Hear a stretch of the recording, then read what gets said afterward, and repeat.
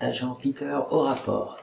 Pour une première vidéo essai en facecam, je fais avec le matériel que j'ai, où je vais vous parler cette fois-ci des trois grands principaux types de cosplay, leurs avantages, leurs inconvénients.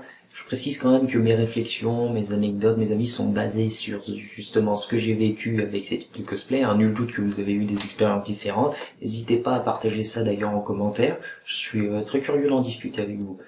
Donc je disais, il y a trois grands types de cosplay. Cosplay fait main, placard et acheté. Et on va commencer par celui qui est bon pour débuter, mais pas le meilleur côté budget, c'est le cosplay acheté. Donc comme son nom l'indique, c'est un cosplay acheté sur internet, sur un site ou à des comment ça s'appelle, des magasins spécialisés. Le problème de ces cosplays, moi de ce que j'ai vu, c'est que déjà faut y mettre le prix. Bon après moi mon Corinne, ça va, le costume il n'a pas coûté non plus une blinde. Mais voilà, après, il y avait que le costume. Un autre problème des cosplays achetés, c'est qu'ils sont rarement complets. Donc, il faut trouver les différents éléments. Donc, la perruque et gâteau, j'ai dû les trouver à part. Après, pour certains, il y a des costumes, très souvent, le prix est, je vais dire, plutôt raisonnable par rapport à la qualité. Après, il y en a aussi où c'est extrêmement cher. J'ai pas de nom en tête parce que j'ai pas spécialement regardé, j'ai juste trouvé Corinne, j'ai pas regardez pour le reste. Donc voilà, ça peut être un cosplay acheté, un bon moyen de débuter, mais c'est voilà, faut y mettre le prix. C'est pour ma part son plus gros défaut.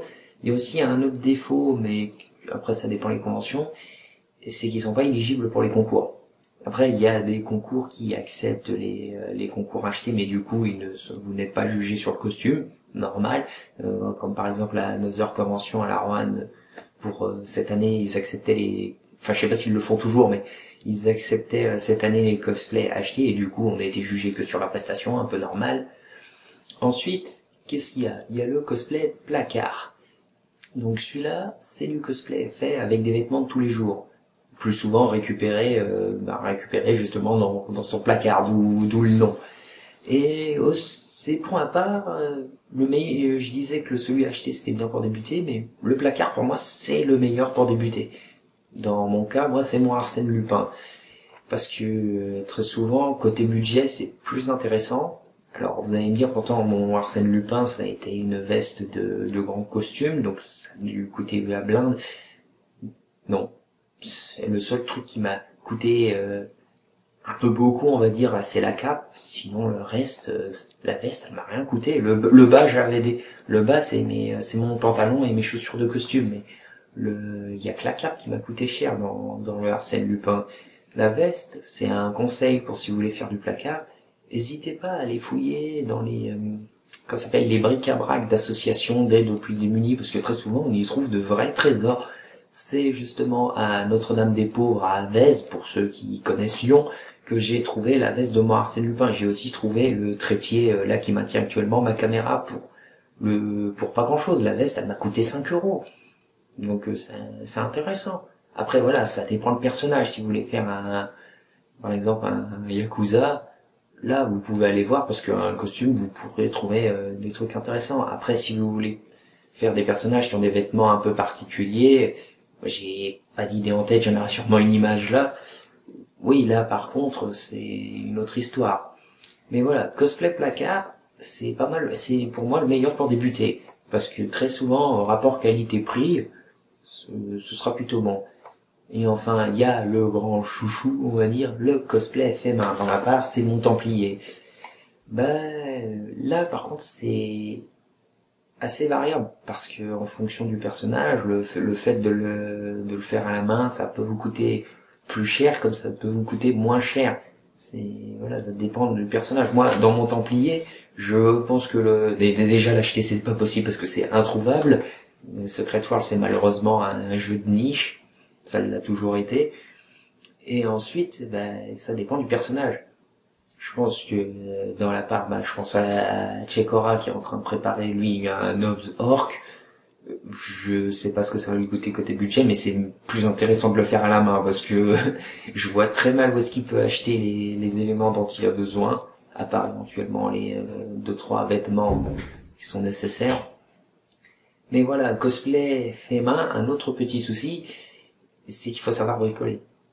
Bon, après, quand c'est bricolé à un fusil en carton, ça va, je peux faire, mais dans le cas de la couture, ça, moi, je maîtrise pas du tout. On m'a aidé pour faire celui-là, mais j'ai bien l'intention plus tard de m'y mettre à la couture. À la couture, ou juste apprendre à faire des petites réparations rapides.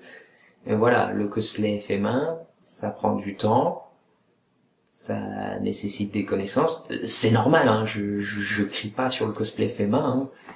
Et c'est très souvent voilà, je le disais pour le cosplay chier, c'est cosplay fait main, c'est très souvent le seul qui est éligible pour les concours.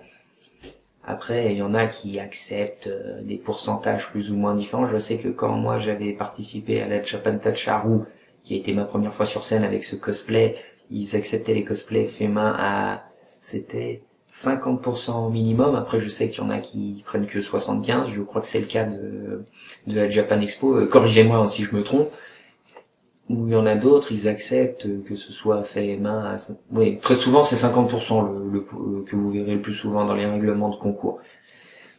Et voilà, le cosplay, voilà, ce qu'il faut en conclure, c'est que le cosplay, voilà, ça prend du temps, ça nécessite des fois des connaissances qu'on n'a pas forcément. Ça s'apprend, hein, je dis pas le contraire. Mais voilà, pour ma part, moi j'opte plus pour le cosplay placard en ce moment. Après, faut voir la liste de mes projets. La plupart, ce sont des personnages qui ont pas des vêtements très compliqués à trouver. Donc, forcément, je vais plus m'orienter sur le placard. Je sais qu'il y a 2-3 exceptions, notamment l'assassin Vandikar. Lui, par contre, ça va être du fabriqué à la main. Parce que je vois très mal où je peux trouver un fusil et tous les éléments nécessaires qui sont dessus. Mais voilà, après je respecte ceux qui font principalement des cosplays achetés, je respecte ceux qui font que du fait main, je respecte ceux qui font que du placard. Moi le cosplay, je respecte en règle générale, parce que très souvent je suis conscient que c'est pas toujours évident, hein. Surtout qu'il y en a qui sont encore en études, il y en a qui bossent, et pour ma part je bosse et en plus en horaire décalé, donc voilà, c'est assez compliqué. Mais voilà, moi pour ma part, j'opte plus pour le cosplay placard.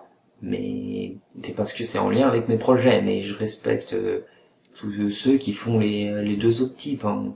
Voilà, une petite vidéo un peu expérimentale faite à la va-vite, parce que j'avais pas beaucoup de temps sur les différents types de cosplay. J'ai bien l'intention d'améliorer le truc, de faire ça avec des amis, de faire des débats, de faire des montages, de faire plein de trucs. Là, c'était vraiment un petit test, déjà pour tester mon matériel de vidéo ainsi que mon matériel de montage que vous ne voyez pas là à l'écran.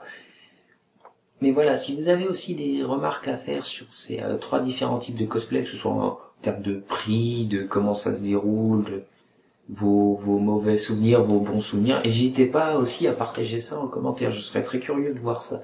Allez, sur ce, moi je vous dis à une prochaine et n'oubliez pas, les Templiers vous surveillent.